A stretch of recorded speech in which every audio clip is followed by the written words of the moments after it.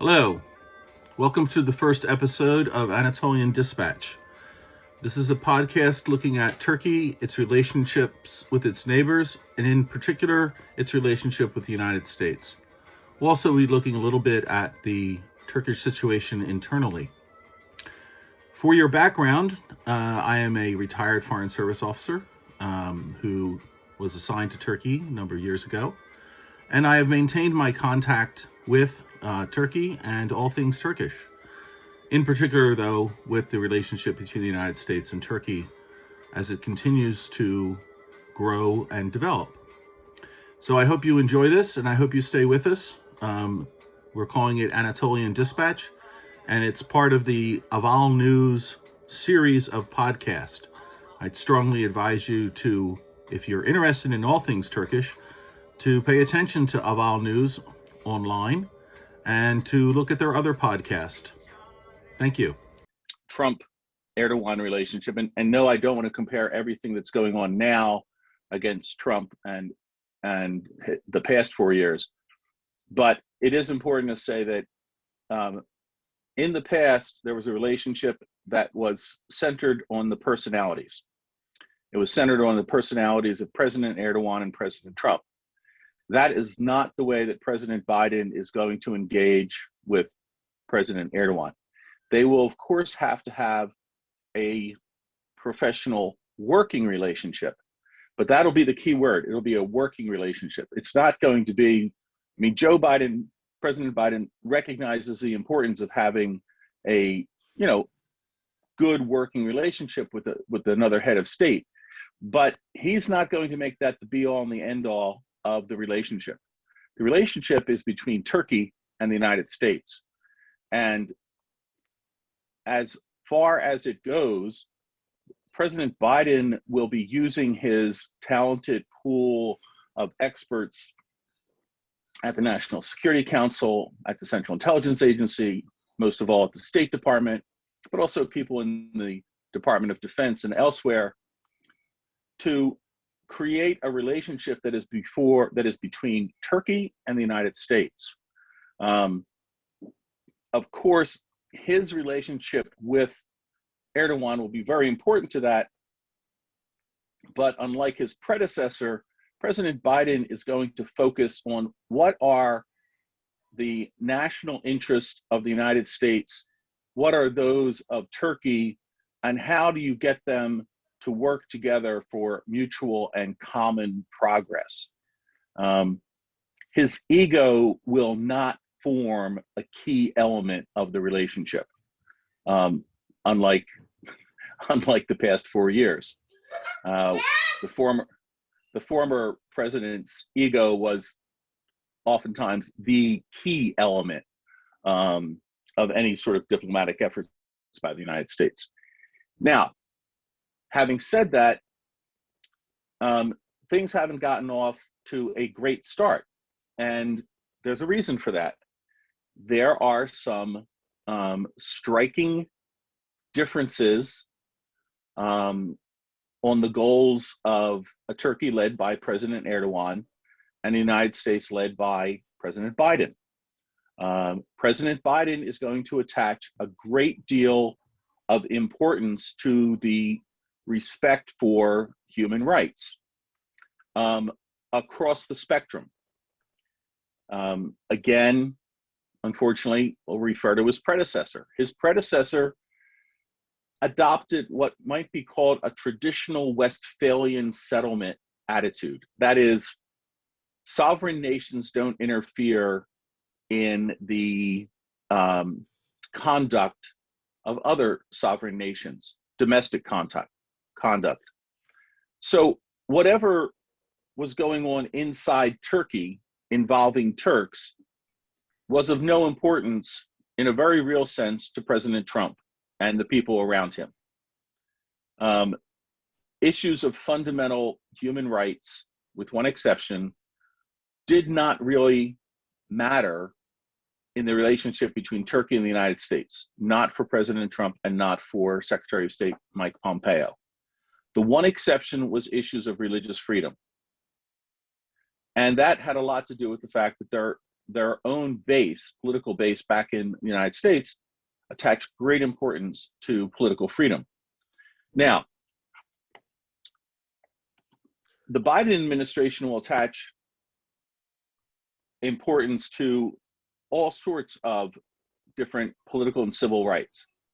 For example, they will attach much more importance to LGBTQ rights, and that will be a distinct change. They will also attach rights to political freedom. So, for example, the harassment of journalists, using the court system to throw them in jail on spurious charges, the harassment of members of the HDP with allegations that they're all just a front for the PKK terrorist group. These sorts of things will get a lot more attention under the Biden administration than they had under his predecessor's administration. So let me interject Go ahead. here. So it has been a month now. This Biden administration has been in power. And so far, there have been quite a few statements and also a misstep or two, obviously, after the Gara operation. But overall, the strong language, and this is going to be a first step. But what's going to be the second step? Is the Biden administration going to take this to another level and sanction over the Magnitsky sanction like they are doing right now against Russia over Navalny, imprisonment, as well as some other human rights violations. And also there is an EU-US summit next month. It's coming up very shortly, and Turkey will be also discussed. I think next couple of weeks we will see perhaps more what exactly this policy of human rights being centered and all these statements mean on the ground for Turkey, or whether they're going to continue condemning but not taking this to another level. Yeah, it's with few exceptions, the Biden team is not enthusiastic about applying sanctions because many of them come from a school of thought that says all the sanctions do is harden the opposition of the leadership of a country. If a country is violating the civil and political rights of its citizens, sanctions imposed on the leadership of that country are counterproductive. Not everybody in the administration, in the Biden administration, adheres to that thought. Others, for example, Samantha Powers, who's now the administrator of the Agency for International Development, but she gets a seat at the table and she has a lot of influence. They will favor using as much sticks as carrots. We use that to talk about, how do you move a donkey? Well, you can offer him carrots and drag him along, or you can beat him with a stick. Well, the Biden administration is much more likely to use both and try to calibrate when to use the carrots and when to use the sticks. That's going to be tough. And it is also another important thing, as you just mentioned about the EU, they won't be doing this alone.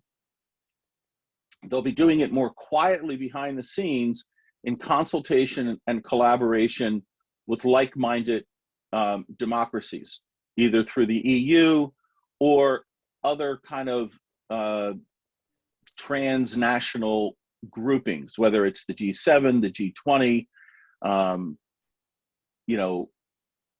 Democratic. We should also mention here Biden's address to Munich Security Conference in the beginning of the week. He also used very strong language. And it appeared to me that, some of those messages definitely for Ankara, saying that, relations in this will be based on shared values, universal values, human rights, but not the transactional relationship that Turkey, and the fact that Biden mentioned transactional relationship is not being considered in this relationship. It appeared to be definitely going to Ankara's way. But still, yes, Biden hasn't called.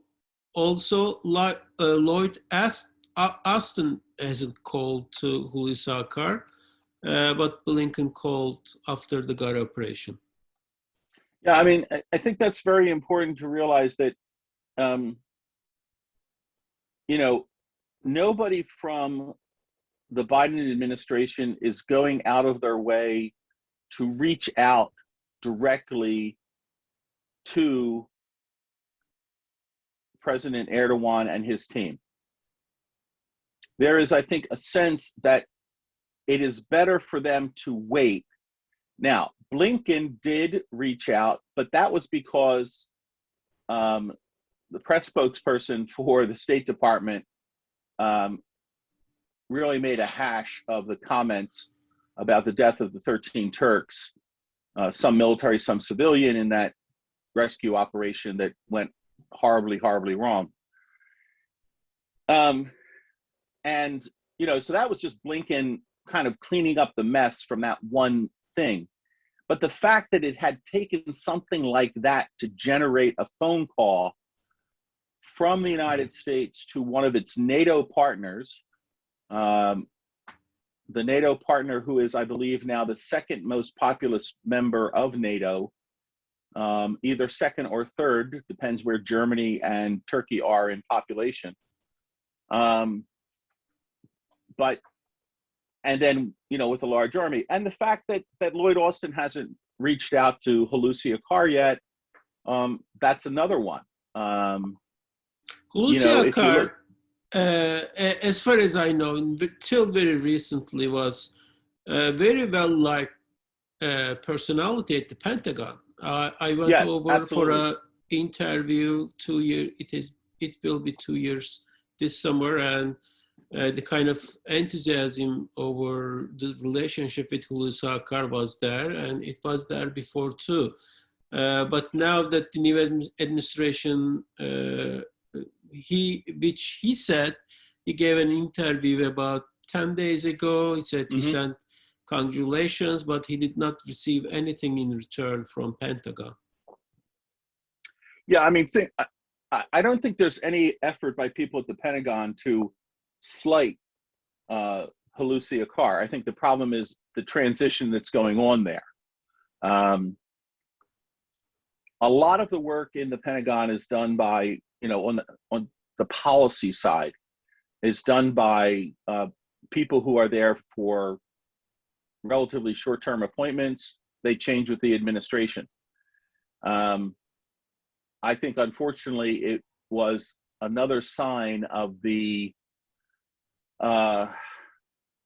difficulty in making a transition from the Trump administration to the Biden administration.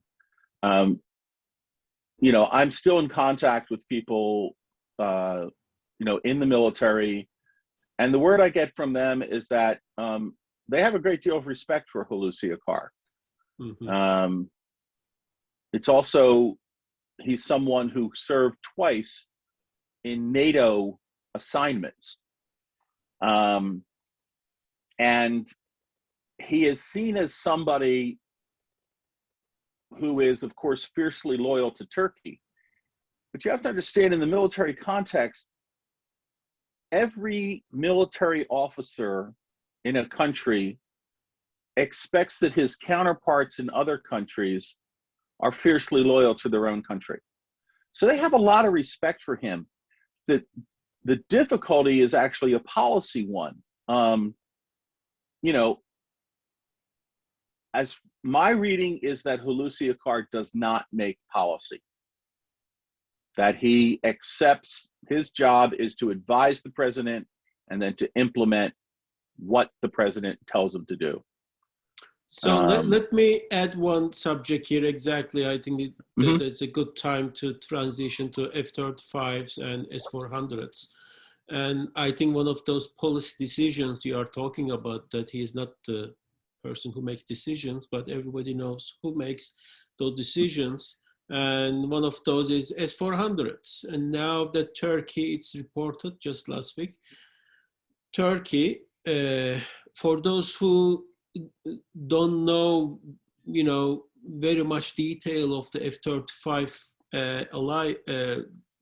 fifth generation fighter jet, is that over 20-year long project that were thousands of Turkish personnel, most of them from Turkish military, participated those projects. They spent their years, they became expert on those fighter jets, considerable part of the Turkish Air Force, and they spent billions in addition to these people's lives and careers over this F-35. And then when time came, about 2016, 17, 18, that actually those efforts were becoming real fighter jets. Turkey decided to buy S-400s, and since then the things are going even worse. Even under Trump administration, things were not fixed, and I don't know my question would be, is this lobbying firm be any help to get Turkey back to the alliance? No, absolutely none. I spent too much time talking just about Joe Biden and the Biden administration. The other issue is Capitol Hill. I mean, you're well aware of the fact that the Magnitsky sanctions were, Trump resisted putting those on, and it was only pressure from Congress, specifically the Senate, that really forced him to finally impose sanctions on Russia. Okay, the same thing is going on, maybe not as intensively, but it's still going on with the attitude of the U.S. Congress, in particular the Senate, towards Turkey. You may have seen the Wyden-Rubio letter, which was crafted by Senator Wyden. That was a really tough letter. Now, there were a couple of things about it that showed a good bit of ignorance by members of the Senate, but it's a great way of understanding that Turkey is not just facing the ordeal of lobbying one or two members of the Senate or the House of Representatives or some people in the White House staff. They've got to lobby up all of those people. And the bottom line is, as long as there are S-400s with their radar tracking capabilities deployed in Turkey, even though they say, well, we won't switch them on, doesn't matter. You are not going to see F-35s come into Turkey as long as those S-400s are on the ground. And it's just not going to happen. And that's what is required to reinitiate the F-35 program. And as long as President Erdoğan remains wedded to the relationship with Russia with the S-400s, and continues to make arguments that the S-400s are, it's not really that different than what the Greeks did, 30 some years ago. In fact, it is quite different. They're radically, what the Greeks purchased was, in a sense, the original iPhone. Okay, what Turkey has bought from the Russians, in a sense, is at least an iPhone 10, maybe 11. So it's a much more robust system, and it really simply nobody involved in the F-35 program, not just the United States, but all the other countries involved, would tolerate exposing them to the S-400's tracking and radar and electronic warfare capabilities. And now that the language in the CAATSA sanctions is that Turkey needs to prove it does not retain or it doesn't possess this S-400s. It's not simply putting in the box and saying that, look, we are not activating is not enough. Right. Right. That's why I said they can't. I'm sorry. Yeah, that's why I said they as long as they are on Turkey's territory, you're not going to have F-35s on Turkey's territory. So somebody needs to make a U-turn, full U-turn. The half U-turn doesn't really cut it. And very much looking forward to how this huge issue will be resolved while we are still looking at the Syrian Kurdish issue. Right. Is not, they didn't even start talking about it. I have not heard anything with regards to Syria from this administration. A lot of people have been waiting to see what exactly the policy be. I watched this American University conference that there were quite a few experts with different views, and they were talking about how Biden administration does not have a lot of choices when it comes to Syria, and obviously a lot of people, let's say pro-Kurdish people in the region or in Washington or wherever they are, they have high expectations since the Biden tapped Brett McGurk to White House National Security Council, and he's going to oversee Syria, but do you see anything serious policy change, whether troops increase or decrease, or some type of different relationship with the Syrian Kurds? Is there any sign? Oh, I think there definitely will be more support for the Syrian Kurds who have in the past and continuing to some degree been allies of the United States against ISIS. And there's many people, both in the Pentagon and in the State Department and in the new White House staff, who feel that one of the most dishonorable things the United States has done in recent memory was to stop supporting the Syrian Kurds, because they had been our battlefield allies, and to just abandon them, which is the way the language that's used, what did not go down well. Brett McGurk would be one of those people who believes that the Syrian Kurds. Now, it's important to remember that many people in the United States in the foreign policy and the military and national security community make a very bright line distinction between the Syrian Kurds who were working with U.S. forces against ISIS and Kurds who are part of the PKK. Now, many of the actual fighters of the PKK are Syrian Kurds. Now, are they the same Syrian Kurds? Probably not. But that distinction that American policymakers make between Syrian Kurds fighting ISIS, the YPG, as quote unquote good Kurdish fighters, and the PKK, that is bad Kurdish fighters, that's not a distinction that the Turkish government adheres to. And we have seen that cause a great deal of friction between the United States and Turkey about how Syrian Kurdish fighters are treated.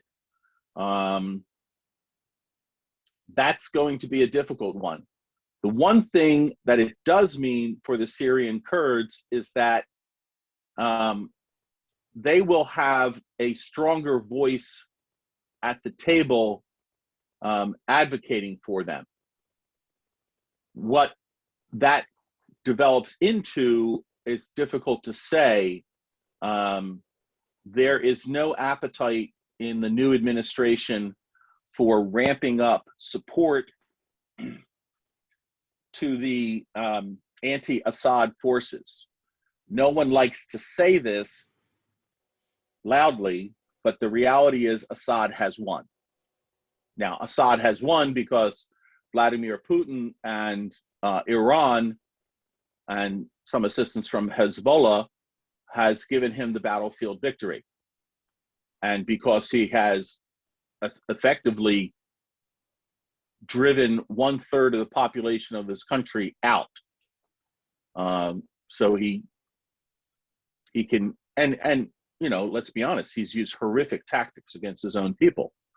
But in the sense of a battlefield victory, he has won. Now, yes, are there pockets of resistance? Yes. Does he have to accept the fact that there are Turkish forces and Turkish allied forces supported by Turkish military advisors present in Syria? Yeah. Does he have any choice? No, because Syria is run from Moscow. I mean, Assad gets to do as much as Vladimir Putin will allow him to do. And, you know, they're both kind of caught in a dance with each other.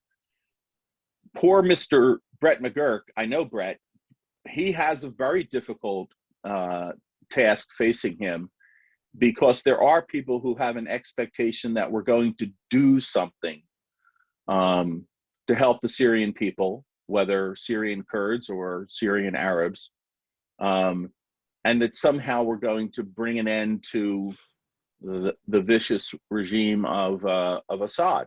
And there's no appetite, though, generally speaking, for taking the measures that would make that possible. Yeah. I mean, personally very much curious how the whole Kurdish question is going to be. There are a lot of steps that the Ankara administration is taking for a while.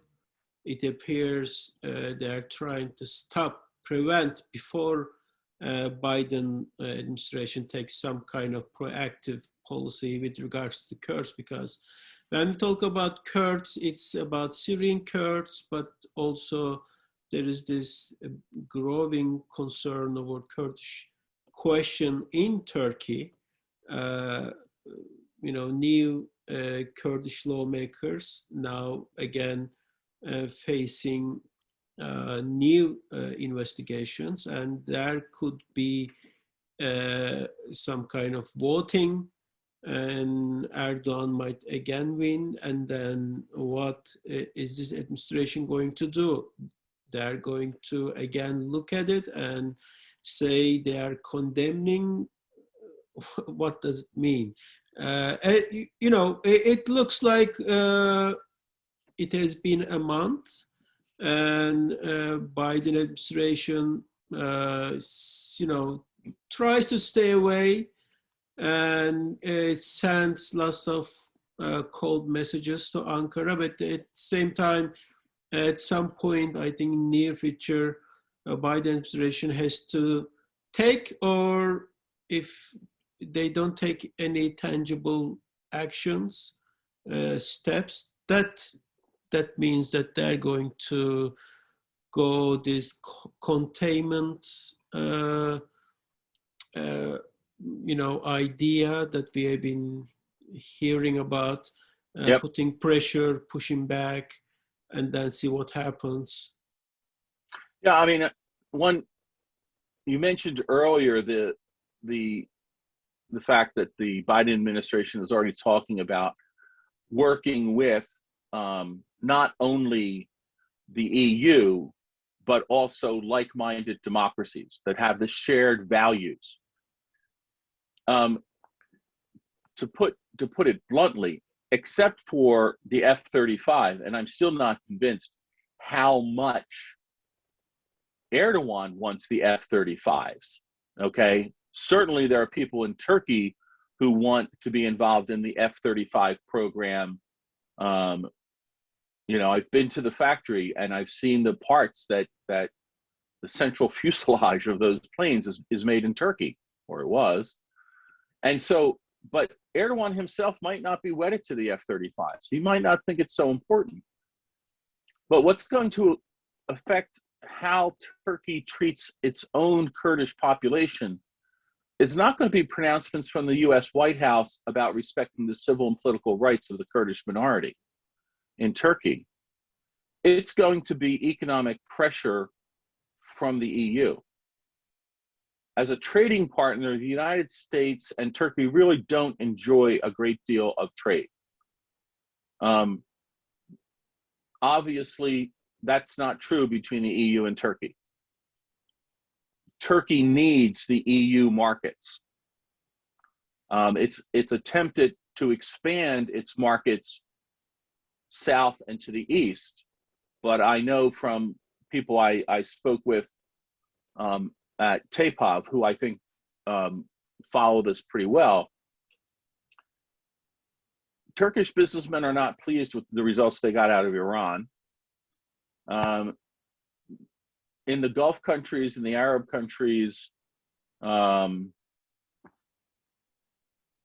still a lot of lingering hostility towards Erdoğan. So Turkey still needs the EU as a trading partner. It's its most important trading partner. And that is why it would be eminently sensible for the Biden White House to work closely with the EU to come up with a strategy to improve the human rights situation, the political situation, the respect for civil and political rights for the Kurdish minority, whether they're in the urban centers or whether they're in the southeast part of Turkey. And that, you know, it's not, quite frankly, it's not something the United States on its own is going to be able to solve. I think that's the plan. We have heard from Mike Carpenter after the elections that, and we also seen it over Jake Sullivan's phone call with the EU head of cabinet about a month ago. They were saying that Turkey and China is a concern. Perhaps we will see it whether they'll be able to unite against the Turkish strongman, and we will closely follow it, I think. It has been 30 minutes. I think this has been fun, and Yeah. I think that let me stop here to